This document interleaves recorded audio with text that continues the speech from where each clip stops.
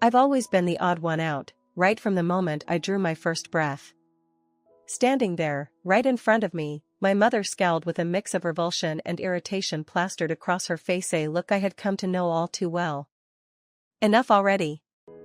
Always showing up in front of me with that face I absolutely despise. Can't you do something about that face? I sighed internally, the words slicing through me, yet familiar. Sorry about that. It's not like I chose to be born like this, I murmured, my voice a mixture of resignation and defiance. Yet, her cold stare didn't falter. What? You're talking back now? You've become so cheeky lately. Just because you're 12 doesn't mean you can start rebelling against your parents, she snapped, her tone laced with annoyance and something darker. I was born blind in my right eye, which caused it to enlarge slightly, making my face look unbalanced. My mother, ever so critical, was appalled by my appearance from the start. She had told me numerous times about the moment of my birth, how she considered abandoning me, but was scolded severely by her own parents. Reluctantly, she decided to raise me, a decision she reminded me of constantly, as if it were my burden to bear. That's rich, coming from you, who raised me out of obligation and now pretends to be a parent, I shot back quietly, my words carrying a bitterness that had grown over the years. I had never thought of her as my parent, not really. She looked at me as if I were something vile, her gaze devoid of any warmth. It's so noisy first thing in the morning. What's with you guys? Let me sleep in on a day off, will you? I called out, hoping to deflect her harsh words. You should say something to her too. You must dislike her face just as much, right? She barked towards my father, who had just woken up, his presence adding to the tension. What? Of course, I dislike that disturbing face. It's your fault for giving birth to such a child, forcing us to take care of her. We should have gotten rid of her a long time ago, he replied coldly, his words echoing through the room, slicing through any semblance of familial warmth. It doesn't matter what your parents said, he continued, his voice harsh as he mentioned casually getting rid of me, his words chilling me to the bone. To them, I was nothing more than a disturbing face, a burden they were forced to bear. To me, they were just unpleasant relatives, uncle and aunt in essence, who fed me and housed me, nothing more. I wasn't sad, I knew they were that kind of people. It didn't matter to me. Yes, a failed, worthless human like you. I have no recollection of giving birth to you, my mother suddenly declared, turning to whisper something to my father. I couldn't hear their conversation, but the secretive tones and glances made it clear they were plotting something. If you have something to say, just say it clearly, I demanded, though I knew it wouldn't change anything. Nothing. Anyway, we have errands to run this morning, so we'll be leaving soon, she replied briskly, as they started eating, then hurriedly prepared and left the house. Often, they left in the morning and returned at night, so initially, I didn't think much of it. But that day was different. They didn't return that day, nor the next, and slowly, days turned into a week, then a month, leaving me in a silence that was both a curse and a blessing. With each day that passed in silence, the weight of abandonment grew heavier. It wasn't just the absence, it was the harsh reality that it had happened once before, but never for this long, a whole month. In a whirlwind of confusion and a desperate need for answers, I decided to call the only lifeline I felt I had left, my maternal grandparents. Ah, hello, Grandpa, I said, my voice trembly but clear. Ah, Anna, what's up? Why the sudden call? My grandfather answered, his voice always brought a sense of calm, despite the storm brewing inside me. Have you heard anything from Mom? From Dorothy? I asked, hoping for some news. No, I haven't heard anything, he replied, his tone now tinged with concern. I poured out everything to him, the verbal abuse from my mother, the disdain from my father, the chilling words, and their disappearance. Dorothy did that, and they haven't come back for a month. Are their belongings still there? He asked, trying to grasp the situation. Yes, I responded quietly. What should I do? The vulnerability in my voice was unmistakable. Come to our house. I'll come to pick you up in an hour, he decided firmly, and true to his word, an hour later, my grandfather arrived to whisk me away from the place that had become a prison of solitude and scorn. Living with my grandparents felt like stepping into a different world.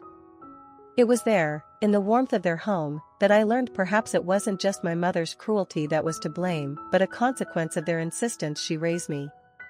It seems Dorothy raised you reluctantly, because we told her to properly raise her child. I can't help but think maybe we should have taken you in and raised you ourselves. I really put you through a lot of trouble. I'm sorry, my grandfather confessed one evening, his voice heavy with regret. I tried to comfort him. It's not your fault. It's Mom to blame, because I'm blind in my right eye and it's enlarged, making my appearance unpleasant. She despised me for that alone. The last words my mother had hurled at me, "I don't remember giving birth to something like you," were the only ones that had truly pierced my heart. Seeing my tears, my grandfather handed me a handkerchief, his voice gentle and reassuring.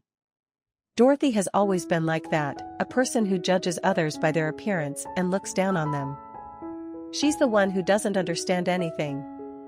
Just wait and see, you'll prove how capable you are in the future. Encouraged by his words, I embraced the opportunities my new life offered. 12 years later, I was living proof of my grandfather's belief in me. I had learned various skills, started a company, and, against all odds, became the CEO of a company boasting an annual revenue of $150 million. Then, as if drawn by the rumors of success, my parents reappeared. They came to my company, their heads bowed, not in respect, but in desperation. It was a stark contrast to the disdain and neglect they had shown me all those years ago. My name is Anna, and though born with a disability that distorted my face, I had endured and risen above the verbal abuse and superficial judgments. As I faced them, every harsh word about my appearance echoed back, especially my mother's disdainful remarks, "Really, can't you do something about that face of yours? I get sick every time I see it." But standing there, in my office, with everything I had achieved, those words had lost their sting. Growing up with a visual impairment was a constant struggle, made infinitely harder by the person who was supposed to protect and nurture me, my mother. I still vividly recall being just 3 years old when she would frequently touch my enlarged eye, not out of care, but out of a twisted curiosity. She would tamper with my face and even use my blindness to her advantage, placing obstacles in my path to watch me trip. "Why can't you see that right in front of your feet? Be more careful, you're such a failure," she would chide, her voice laced with disdain rather than concern. As I grew older, the harassment only escalated. My father, who might as well have been blind too, for all the help he offered, did nothing. Whenever I sought his aid, his reaction was just as hurtful. "Don't come near me because you're disgusting." There was no one in my family to stand by me. Today, Mom mentioned my eye again. Every day I would retreat to my room, talk to my dolls, and cry shocked and pained that my mother did not see me as her child. What was I supposed to do? By the time I was 12, any affection I might have felt for my parents had completely evaporated, and I made a conscious decision to resist their mistreatment rather than endure it passively. "Don't mess with me. You always call me disgusting and a failure, but aren't you the real failures for looking at your child this way?" I would retort. These verbal exchanges with my mother became increasingly common. She fought back, but I was determined not to lose. Around this time, my parents began to leave the house more frequently. "I'm going out," was all she would say, leaving me clueless about their whereabouts. When I was younger, they would return after half a day or a day, but recently they wouldn't come back until late at night, sometimes even staying away for a week. However, when my suffocating parents were not around, I felt a sense of relief, and strangely, their absence worked in my favor. "Anna, do you want to study more?" my mother unexpectedly asked one day. I had wanted to attend middle school and had plans to apply and take the entrance exams for the school of my choice. But without my knowledge, she unilaterally canceled my application, blocking my path to further education. "Why? What are you thinking? You don't need middle school. Why do you think someone like you, a failure, can go to the same school as normal people? Get over yourself," she taunted. Her words were always belittling, harsh, and unyielding. Failure, failure, you always belittle people like that. Why do you hate me so much? Why won't you let me do what I want? You're not human. You can't see with your right eye, it's larger than normal, making your appearance inferior to others. Don't act like you're the same as everyone else, she declared with a cruelty that shook me to my core. My mother had never gone that far before, but facing me that day, she finally did. The words that pierced my heart. The most were harsh and cold, marking moments of deep pain and confusion. Why? Why did I have to be told such things? The raw unfairness of it, the blatant disregard for my feelings and aspirations, haunted me deeply. I'm alive and talking like a human, saying I'm not human is just cruel. The phrase, not human, was too frustrating. I had resolved in my heart to refute everything I had been told and to out-argue my mother's reasoning, but those words broke my spirit. This led me to seclude myself in my room and cry every day. As she declared, my mother withdrew my middle school application and started to neglect me at home. Your dad and I will be gone all day today, she would say, and then leave, leaving only a little food behind which I had to prepare and eat myself. Though manageable for a day, the duration of their absences began to extend to 3 days a week, sometimes longer. Where could they always be going? On a certain day, my parents returned home carrying big bags. We're home, they announced. I had never reacted so strongly before, but seeing them come in with gift shop bags and dressed like they had just come back from a trip, I was taken aback and couldn't help but exclaim out loud, "What's that? Where have you been? Oh, how unusual for you to ask such a thing. Do you want to know?" "No, not really," I replied, irritated by my mother's unnaturally cheerful demeanor. I acted disinterested, though I was curious. But my mother started talking about it as if she wanted to. "Actually, we went to Hawaii," she revealed. Ah, I thought so. They were wearing aloha shirts and had sunglasses on their heads. They must have had a good time. At that moment, I was certain my parents' frequent absences were due to them going on trips without me. They didn't want to show the world my shabby face, so they left me behind to avoid that. "Whatever, go do whatever you want, scum," my mother's gleeful tone irritated me, and I blurted out those words coldly. Perhaps angered by my response, my mother slapped me without a word. "What's with that dull response? Mocking me? What do you mean by that? What do you expect me to say to insensitive parents going overseas without their child?" I didn't mess with her. I glared fiercely at my mother and retreated to my room. I was appalled by my parents' despicable behavior and didn't even want to see their faces. Too upset to cry, I just curled up in the dark room, emptying my mind on the bed without thinking about anything. Maybe it would be better to just run away from this house than to live like this, that thought crossed my mind. But what could I do at the age of 12? Even if I ran away, my parents wouldn't come looking for me. But I realized, deep down, something needed to change. I had no means to live on my own and, despite the tumultuous relationship, ended up staying at home. The next morning felt different somehow. My mother was in a particularly bad mood. Was she still upset about yesterday's incident? As I was about to go to the bathroom, I was greeted by the usual scolding from my mother.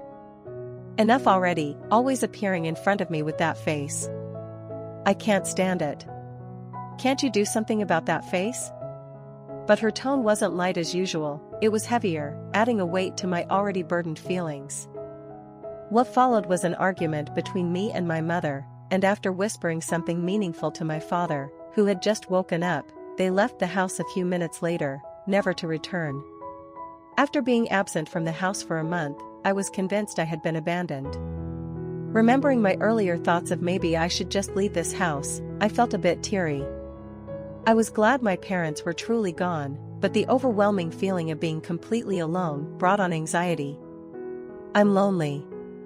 I'm starting to feel lonely now that I think I've really been abandoned. Mom, Dad. In the midst of feeling lonely, thoughts of my mother and father briefly crossed my mind.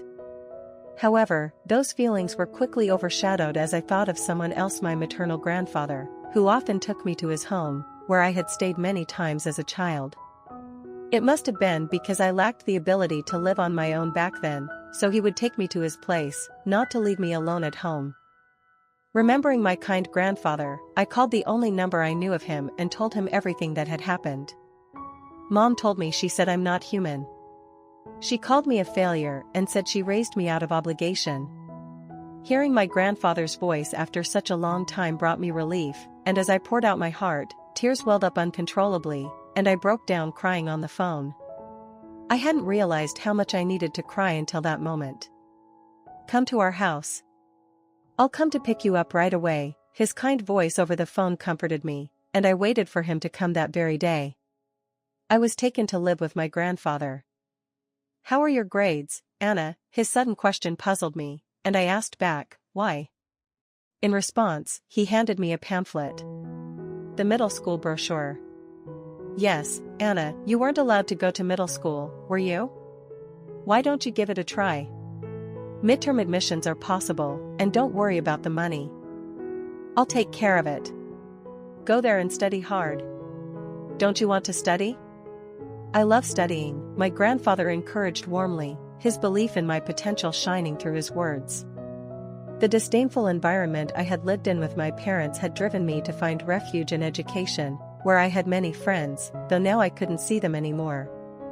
"Well, you can always make new friends. And about your eye, your parents did nothing about it, right? How about getting surgery? It won't bring back the light, but it might help with the imbalance." "Really? Would you do that for me?" I asked, hope flickering in my voice. "Of course, if it makes you healthier and happier. I'm willing to spend whatever it takes.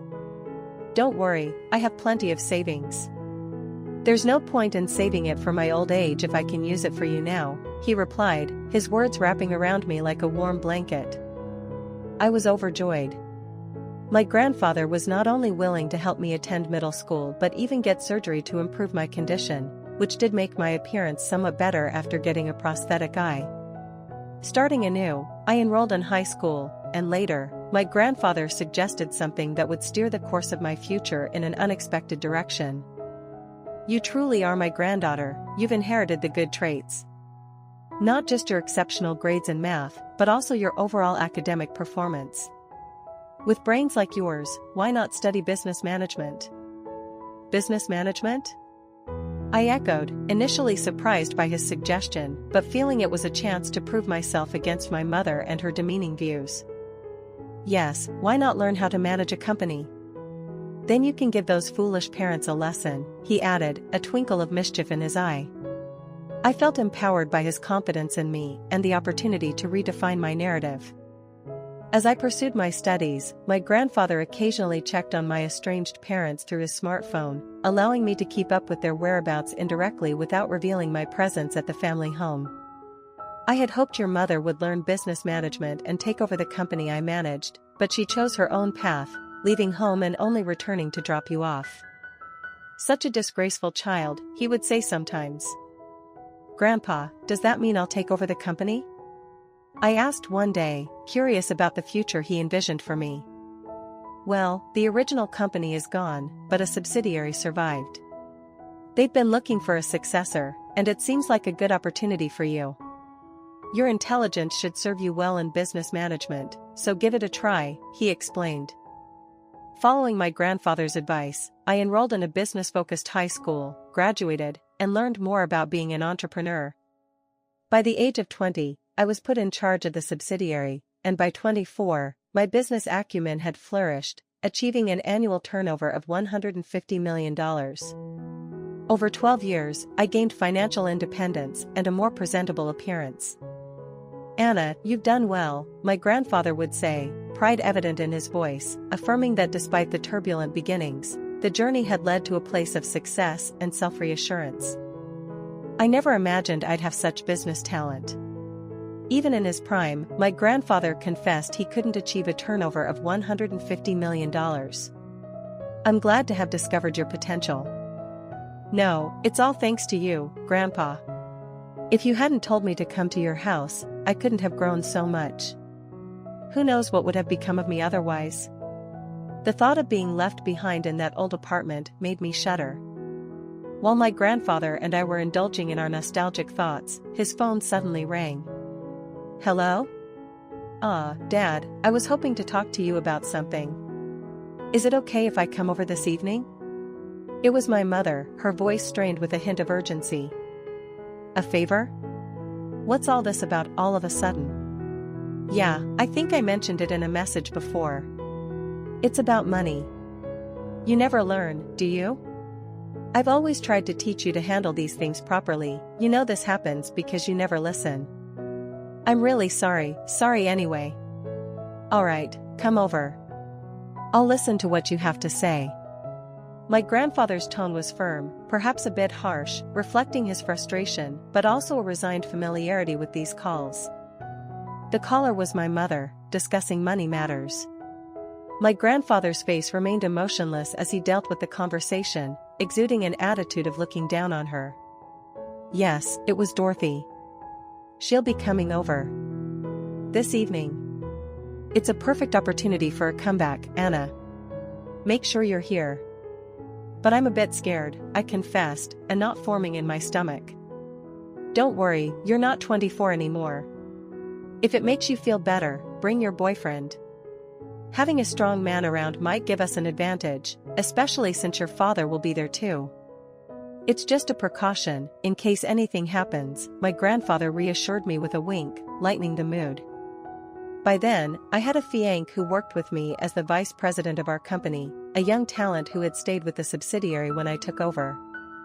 He had always supported me, becoming my partner in both business and life. Fiancé, chairman, this is so sudden. I've heard about it from Anna, but this might be too much for me. Stop calling me chairman, that was back when I was with the company. Now, I'm just a retiree living a quiet life. You've been Anna's partner all this time and you're strong. I can rely on you. Come on, it'll be fine, my grandfather said, convincing him with his forceful persuasion. My fiancé eventually agreed, even managing a laugh. Thank you. I'll see you this evening. I hadn't expected to reunite with my parents so suddenly. Despite my fears, I tried to calm my nerves, finishing up work before returning home with my fiancé, as per my grandfather's instructions. For now, you two hide in the next room. I'll start the conversation. When I hit the table, that's your cue to come out. My fiancé and I agreed and hid in the adjacent room, waiting for the signal. The moment was fraught with tension, but also a peculiar sense of anticipation about confronting the past and perhaps altering its hold on us forever. It's been a while. Sorry for dropping by like this, I could hear my mother's high-pitched voice from the other room. Just hearing it made me freeze in fear for a moment. Are you okay? You look terrified. Do you think you can handle this? My fiancé comforted me, rubbing my back to soothe my nerves as I trembled slightly. You mentioned something about needing— What's going on? My grandfather's voice was firm, cutting through the tense air. Actually, I've gotten into some debt and I need a substantial amount to pay it off. I was hoping to borrow some money from you, my mother confessed, her voice laced with desperation. I don't have money to lend to you. Whatever your situation, you're an adult. You need to take responsibility for your debts. What kind of adult at 50 still doesn't get that? My grandfather retorted sharply. Then why did you ask us to come here? You could have just said no over the phone, my mother argued, her voice rising with frustration. Let me ask you something. What about your child, huh? Child, what about Anna? I'm asking if you've properly raised her. You hardly ever contact us, never visit, and barely mention Anna. She should have gone through middle and high school by now. She should be working at her age, but we haven't heard a thing from you. What's the meaning of this? My grandfather's voice boomed with accusation. It all depends on the child, doesn't it? I did my part, made sure she went through middle and high school and watched over her until she became an adult. I don't know which company she joined, but she must be enjoying herself, right? My mother's voice dropped, the initial shrillness giving way to a rougher tone. It sounded like the voice of someone hiding something. Pressing my ear against the sliding door, I started listening intently to the conversation between her and my grandfather. I see. So, who was the one who called this house 12 years ago, huh, Dorothy? Where were you for an entire month 12 years ago? On a trip, leaving your child alone for a month. What were you doing? What? What are you talking about? Don't play dumb. I'm going to make you spill everything about Anna, about your financial situation, all the truth. My grandfather's shout was a signal for us. I slid the door open with force and appeared in front of my mother. Long time no see. Do you recognize me, huh? My sudden appearance shocked both my mother and my silently sitting father, their eyes wide open. Why are you here? And how come your eye? My mother began, confusion and shock etched into her face. My eye isn't healed. I had surgery to remove it, and now I have a prosthetic eye. And as for why I'm here, you left me in that house 12 years ago. Grandpa told me to come here, and he took me in, I replied, my voice steady and confident, confronting the past that had once threatened to break me. I threw those words at her, driven by emotion. Honestly, I was scared, my body trembled, but I mustered all my courage to confront her with the truth. Wait, she raised her voice, glaring at my grandfather with a look of defeat. Don't joke around. What is all this? Don't you understand the situation? I told you to tell us everything. The fact that Anna is here should make it clear what needs to be discussed. I won't let you pretend to forget. My grandfather exerted pressure, and my mother faltered, sitting back down and beginning to talk, looking down. What do you want me to say? What do you want to know, Anna? Why did you leave me alone in that apartment 12 years ago? What were you always leaving the house for? My voice was steady, demanding answers. My mother sighed deeply before beginning. At that time, we indeed disappeared from the apartment. We were looking for a new place to live, and within a month, we found a new apartment and moved in. So, you really didn't want me around, I pressed, feeling a mix of vindication and deep hurt. Yes, I couldn't stand being with a child with such an ugly face. After our fight that day, I decided to leave you behind as part of my plan. Her words were cold, and it felt like each one was a blow. I always thought so, but you really are the worst mother. How could you do that to your own child?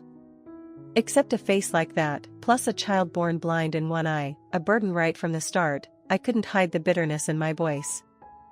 I hated the idea even more as the argument between me and my mother escalated.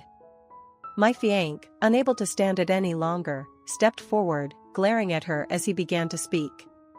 What's so wrong with Anna, huh? H1, I'm not seeing her face being different. I've seen her childhood photos, and I thought she looked perfectly normal. How could you say such awful things to an innocent child? You're the worst. What you? I've been wondering who's been lurking behind Anna. Don't be into a family argument, she snarled, her voice dripping with disdain.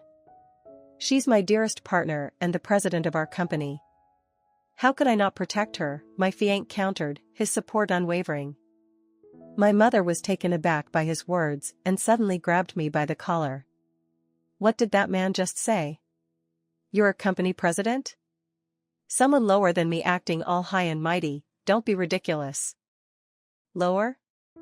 Who's lower exactly? Just so you know, the company you're at is a subcontractor for the company I manage. What do you mean? I fired back, now gaining ground. If you're a subcontractor, that means information flows to us. If you were working for our company as a subcontractor, you should have been receiving a decent salary. Struggling to repay debts doesn't make sense. You're lying, aren't you? My pointed question visibly unsettled my mother. That's when my father, who had been silent until now, finally spoke up. Hold on, Dorothy. Don't jump to conclusions. His voice, though quiet, carried a weight that seemed to momentarily pause the heated exchange. He attempted to silence my mother, as if trying to hide something. However, she shook him off and began to spill the truth. Yes, I'm lying. We were planning to move abroad, cut off all ties here. It turns out it's more expensive than we thought, so I figured why not squeeze some money out of Dad now? Of all times, what's wrong with that, huh? With that admission, my father looked defeated, while my grandfather's anger peaked, and he slapped my mother across the face. I've always known you had a bad streak, but this is unbelievable, you ungrateful wretch. Planning to extort money from your own parents? Enough. Let me tell you, with a personality like yours, you're only going to face hardship in life, just like your mother did. You're in for a world of pain. Turning his eye towards my father, my grandfather approached him next. And you, Steve, what were you thinking staying with her? Birds of a feather flock together, is it? I thought you were a decent person when you asked for her hand in marriage. Are you trash too? No, it's not like that, I just can't believe you'd say such things.